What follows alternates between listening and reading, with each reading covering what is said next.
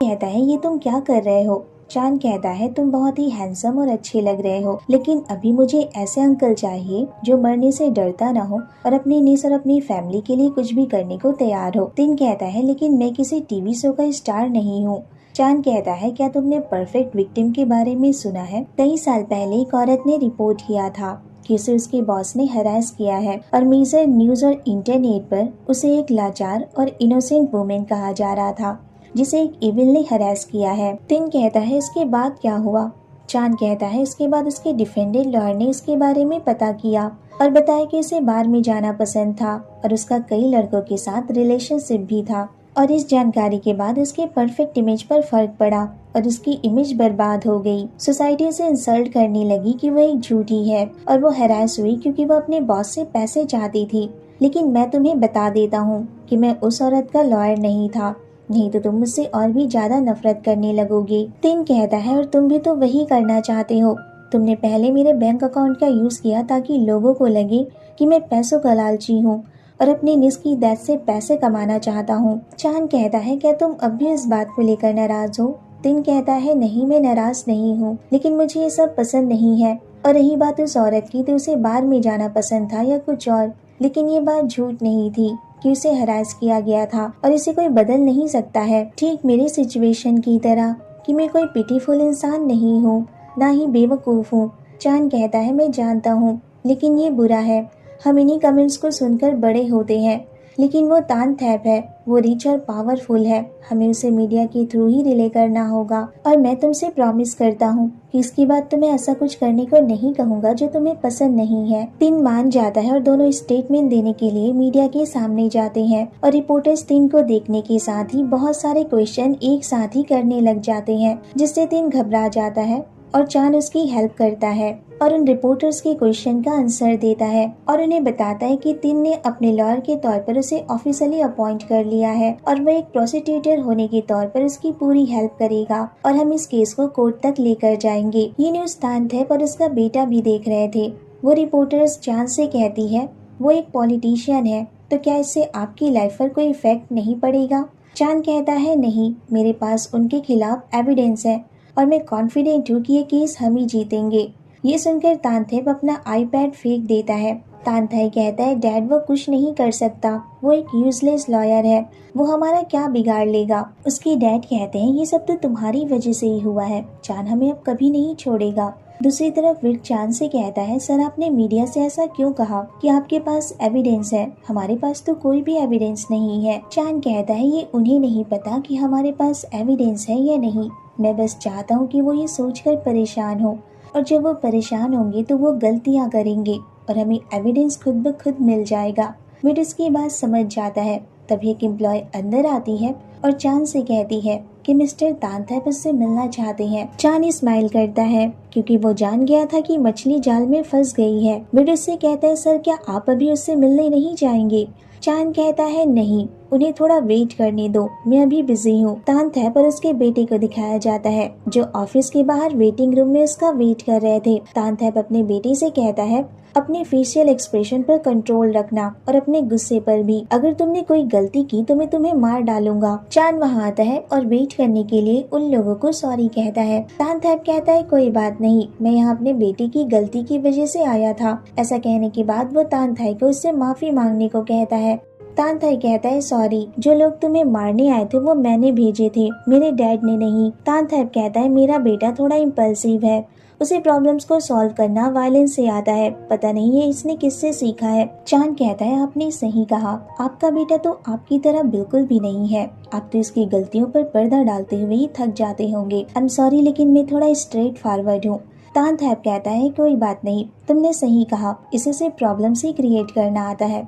तभी चांद की नजर तानथैप के नेक पर जाती है जहाँ पर फिंगर के निशान पड़े हुए थे, जैसे किसी ने उसका गला दबाने की कोशिश की हो। चांद समझ जाता है कि ये हो ना हो तानथैप ने ही किया होगा। वो कहता है मैं जानता हूँ आजकल के यंगस्टर सेल्फ सेंटर्ड होते हैं, लेकिन आपको इन्हें इतनी बुरी तरह से पनिश नहीं करना चाहिए उनकी गलती का एहसास दिलाने के लिए। तानथैप कहता है तुम्हें लगता है कि मैं तुमसे डरता हूँ, तुम बस देखो कि मैं तुम्हें कैसे सबक सिखाता हूँ। तुम्हें मेरे और मेरे डैड के मैटर में बोलने की कोई जरूरत नहीं है। तानथैप अपने बेटे को चुप रहने को कहता है। चान उससे कहता है, तुम जानते हो सिर्फ वही दूसरे को थ्रेट देते हैं जिन्हें खुद किसी का डर होता है। तुम्हें किसका डर है? तानथैप फिर उस सीन को याद करता है जब उसके डैड ने उसका गला दबा रखा था। अचानक तानथैप चान से कहता है, ये मेरे बेटे की गलती थी, तो आई होप हम अभी भी फ्रेंड्स होंगे और तुम्हें सिर्फ इस केस से दूर रहना है। देन मैं पार्टी के हर केस में तुम्हारी हेल्प करूंगा और मैं प्रॉमिस करता हूँ कि तुम्हें फ्यूचर में फेम और फॉर्चून दोनों रिसीव होगा। चान कहता है, मैं आपके अपॉलोजाई को एक्सेप्ट करता हूँ,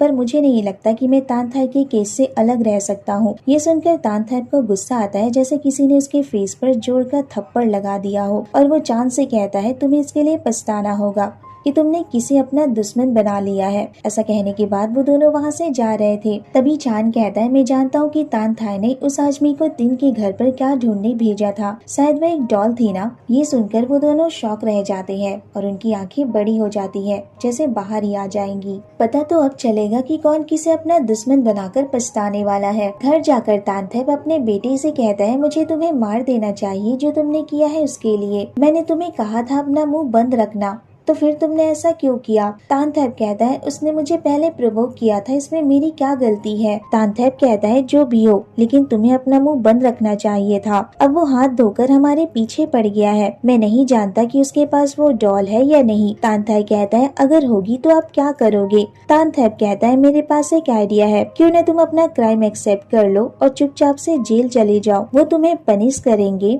और ये केस खुद ब खुद बंद हो जाएगा। तानथाई कहता है, आप ये क्या कह रहे हैं? आप चाहते हैं मैं जेल चला जाऊं? आप पागल हो गए हैं। उसके डैड उससे कहते, इतना कहना है कि तुम केयरलेस थे और अब भी तुम चाइल्ड हो, तो वो तुम्हें माफ कर दे, तो वो सिर्फ तुम्हें क्राइम की पनिशमेंट देंगे और मैं तुम्हारी सजा कम कराने में तुम्हारी हेल्प करूंगा। लेकिन अभी हमें चान को हमारे बिजनेस से दूर रखना जरूरी है। तानथाई कहता है, ठीक है, अगर आप चाहते हो कि मैं उन्हें सब कुछ सच बता दूं, तो मैं सब कुछ सच सच बता दूंगा।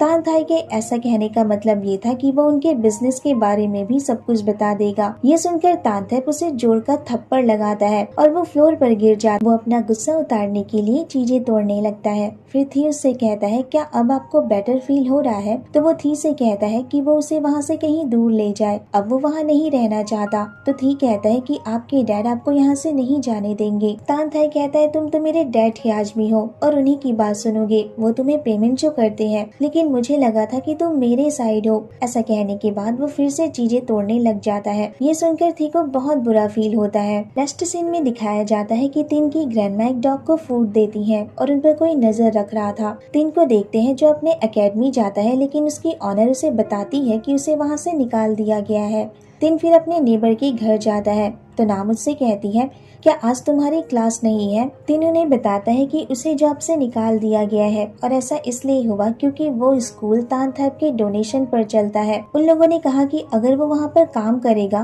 तो वो लोग उस स्कूल से अपना कॉन्ट्रैक्ट टर्मिनेट कर लेंगे। ये सुनकर आईफोन कहता है, तो उन लोगों ने तुम्हें वहाँ से निकालने के लिए ये ट्रिक अपनाई है, ये तो बहुत ही घटिया है। नाम कहती है, तुम्हें गिव अप नहीं करना चाहिए। वेल, हमें अब ये बात मीडिया को बता देनी चाहिए, इससे तुम्हारी हेल्प होगी। तीन कहता है, मैं भी यही सोच रहा था, लेकिन इससे ग्रैंडमा को पता चल जाएगा और वो परेशान हो जाएंगी। मैं नहीं चाहता कि वो मेरी वजह से परेशान हो। तिन की ग्रैंडमा फिर उस डॉग को फिर से फूड देने जाती है तो देखती है वो डॉग वहीं पर मरा पड़ा हुआ था। उसे देखकर वो घबरा जाती है और जोर जोर से चिल्लाने लगती है। उनकी आवाज सुनकर सभी वहाँ पर आ जाते हैं। तिन अपनी ग्रैंडमा से कहता है, क्या हुआ? तो उसकी ग्रैंडमा उस डॉग की तरफ इशारा करती है जो वहाँ पे मरा पड़ा था, जिसे देखकर सभी शॉक रह जाते हैं। तिन फिर अपनी ग्रैंड माँ को अंदर लेकर जाता है। उसकी ग्रैंड माँ कहती है, मैंने उसे कल ही खाना खिलाया था, पता नहीं उसे किसने मार दिया, वो भी इतनी बेरहमी से। तिन कहता है, शायद वो कोई ऐसा होगा जिसे डॉग पसंद नहीं है। नाम कहती है, ऐसा नहीं हो सकता, यहाँ ऐसा कोई नहीं है जिसे डॉग पसंद ना हो, या फिर ये उन लोगों ने। तभी नाम का हस्बैंड उसे चुप कराता है ताकि नाम तिन की ग्रैंड माँ को उसके जॉब जाने के बारे में न बता दे। नाम का हस्बैंड फिर उसे वहाँ से ले जाता है। दोनों फिर वहाँ से चले जाते हैं। तिन भी नाम की बात से थोड़ा घबरा गया था।